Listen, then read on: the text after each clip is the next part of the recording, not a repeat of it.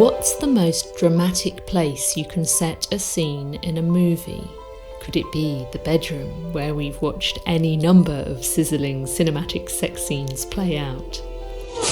Or maybe it's about finding a spectacular location that's ripe for a pulse-quickening stunt from an A-list action hero. In fact, there's only one location that's truly guaranteed to pull us into the action. It's always dark. It's designed to be crowded. It's a place where romance blossoms, or not. Where lifelong friendships are formed. Where wrongly accused cartoon rabbits can hide from the law and watch goofy cartoons. Nobody takes a wallop like Goofy! It is, of course, the cinema. But why is that? Think about taking a trip to the cinema. We carefully choose our seat in the auditorium, and then we sit there munching our popcorn, waiting for the silver screen to cast its spell. Normally, filmmakers try to make us forget we're sitting there watching a movie. When a filmmaker uses a cinema as a location, like Rennie Harlin does here, it has the opposite effect. It's like the director is suddenly screaming at us. Hey, you there, sitting in the audience watching a film. Have you noticed you're sitting in the audience watching a film? It's kind of eerie. The dynamic has flipped. The contract with the viewer has been broken. It's like we're inside a dream or a nightmare. It's enough to make you turn round and check the seats behind you, only to turn back and find the real source of your unease is right there in the front row, inconsiderately blocking your view of the movie.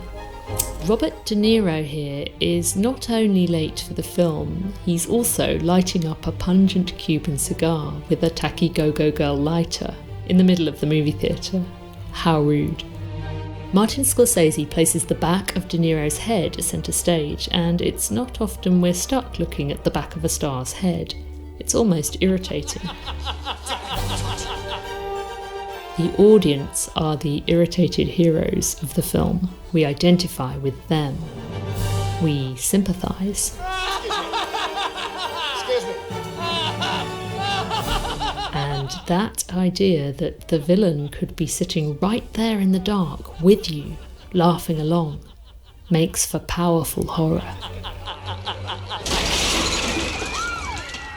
Scream 2 takes that fear of who might be sitting next to us in the auditorium to the next level. Jada Pinkett Smith's character is watching a horrifyingly intense adaptation of the events of the first film in a new movie called Stab. Her boyfriend is sitting next to her. Or is he? Whoever he is, he's wearing a ghost face mask, just like the killer on screen, and half of the rest of the cinema. Unlike the rest of the cinema, he is in fact a murderer, covered in her boyfriend's blood. The staging of the stabbing is almost shockingly casual, a deliberate contrast to the lavishly staged dramatics of the on-screen murder. But what's scary here is not simply the suggestion that we could be sitting next to a killer while we watch a film. It's the cinema that matters here. The dark public space, the presence of the rest of the cinema audience whose loud enjoyment of the slow-motion on-screen violence literally masks the more casually brutal slaying happening right there among them. It's tense in a completely different way to Cape Fear. Are we this audience? Are we identifying with them? In Scary Movie, this is played for laughs. This is some scary shit! What? Just like Cape Fear, a cinema patron is annoying everyone. Right here! Mind! This audience are much more vocal about it. Will you shut up? The masked killer returns, but this time around he's almost irrelevant compared to the cinema audience. The audience's collective irritation becomes even more important than the killer with the big knife. The Wayans brothers use that cinema location to stage a cathartic, absurdist revenge scenario on behalf of the audience. The cinema as location is a playground for filmmakers who want to be funny and postmodern, as Joe Dante knew full well when he let Gremlins run amok in the projection booth in Gremlins 2: The New Batch. From the audience's point of view, the Gremlins have gotten inside the cinema. The Gremlins are not interested in watching Gremlins 2. Instead, loading up an old naturist film promising plenty of nudity. It's postmodern anarchy. Those things have taken over the projector!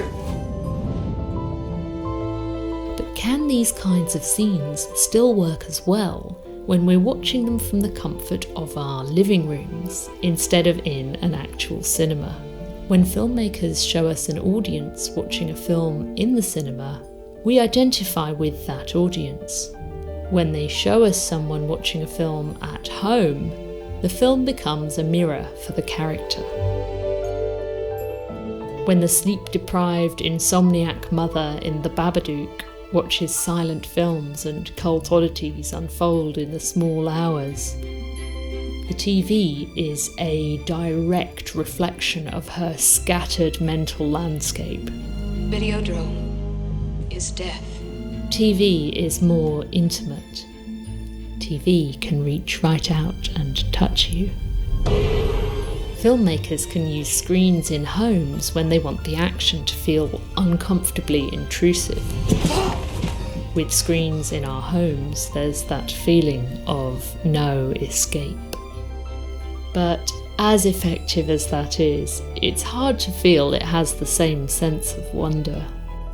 That feeling of being cocooned, alone and together at the same time. That feeling of magic. It's enough to make you long for a simpler time. But then they said the same thing about silent film. We didn't need dialogue, we had faces.